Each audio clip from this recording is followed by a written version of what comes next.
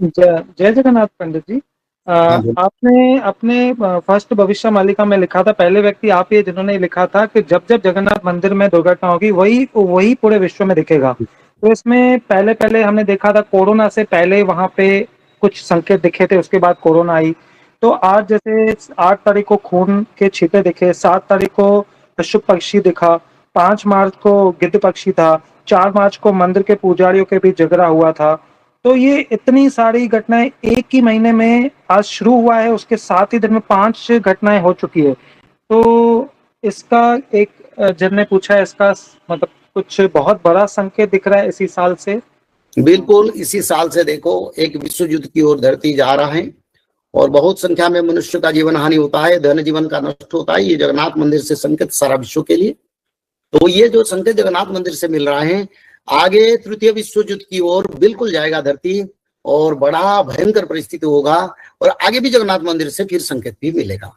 आज जगन्नाथ मंदिर में रक्त का बूंद पड़ा है, ये जगन्नाथ मंदिर में नहीं पड़ा है, ये सारा विश्व में रक्तपात का संकेत है। जब ईरान और अमेरिका इजराइल का वार नहीं हुआ, उससे 4-5 दिन पहले श्री जगन्नाथ मंदिर पर चील पक्षी बैठा। लोग बोलेंगे हमारी धर्म नहीं है, कुछ सनातन लोग बोलेंगे हाँ ऐसे तो होता है। तो क्या हुआ, जब जगन्नाथ मंदिर के ऊपर चील पक्षी बैठा, उसका बाद ईरान अमेरिका युद्ध हुआ। मानव सभ्यता का खेती हो रहा है, मानव का मृत्यु हो रहा है। कोई भी हो, मानव तो मानव है, सब तो भगवान का संतान है, सब में भगवान की अंश है।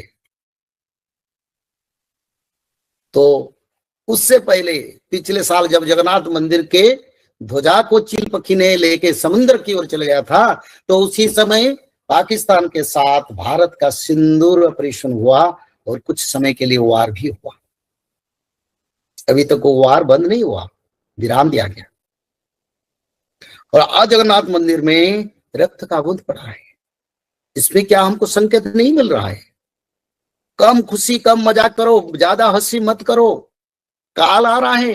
हंसने का क्या जरूरी है? मैं रास्ता में जाता हूं, कहीं गाड़ी में जाता हूं, बातों बातों में इतना हंसी करते हैं आजकल बच्चे लोग भी, सीनियर पर्सन भी। ये हंसी का क्या जरूरी है जब विनाश की ओर धरती जा रहा है?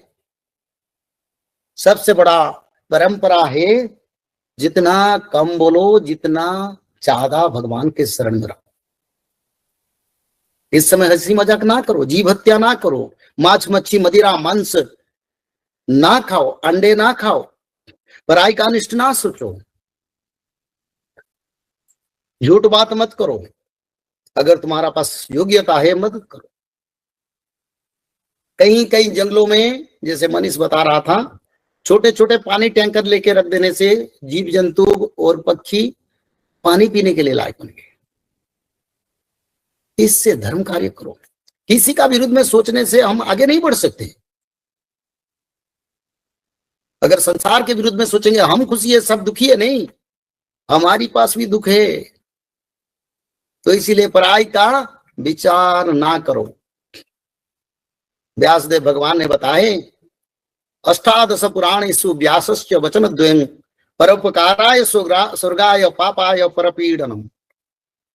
पराई का उपकार कोई भी हो, उसका उपकार करो, उसमें स्वर्ग प्राप्ति होता है। पाप करोगे तब पराई को पीड़न करोगे तो नरक गति प्राप्त होगी, तुम्हारा अपमृत्यु होगा। तो इसीलिए श्री जगन्नाथ मंदिर से आज भी संकेत मिल चुका है, क्योंकि ये रक्तपात यानी सारा विश्व में रक्त का नदियां बहेगा, इसका प्रमाण भी इसमें मिल चुका है। तो इसीलिए हम भगवान से, जगन्नाथ से प्रार्थना करेंगे, प्रभु संसार में धर्म का रक्षा हो। अधर्म तब आएगा जब सभी मनुष्य शाकाहारी बनेंगे, भगवान विष्णु के पूजा करेंगे, त्रिकाल संध्या करेंगे, माधव नाम भजन करेंगे और पराई का मदद करेंगे, तब दुनिया में धर्म बचेगा। तो समय एक करीब समय की ओर हम जा रहे हैं। हमको शिक्षा करना है, हमको धर्म करना है। हमको शिक्षा करना है, हम जीव हत्या नहीं करेंगे। हमको शिक्षा करना है, गो हत्या नहीं करेंगे। हमको शिक्षा करना है जीव जंतुओं का हत्या नहीं करेंगे। कोई भी जीव जंतु, छोटे से चींटी को मारने से भी पाप होता है। तो इस कर्म से अगर विरत रहेंगे तब हमको भी आगे आनंद मिलेगा, क्योंकि समय बिल्कुल परिवर्तन की ओर जा रहा है। मिडिल ईस्ट में वार नहीं हो रहा है, हमारे देश में भी आगे होने वाले हैं, विश्व के सभी देश में वार होने वाले हैं। तब समय को परखो, अपना कर्म को परिवर्तन करो। तो आज की विचारधारा में सभी भक्तों को धन्यवाद करते हैं।